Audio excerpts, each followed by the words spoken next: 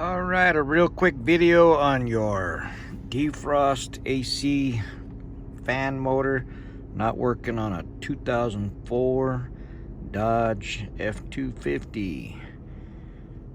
You can see the switch is on, nothing. AC's on, it's on cold, engine's running.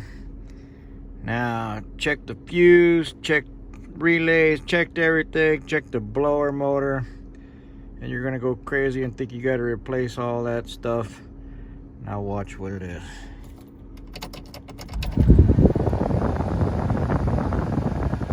Hear that?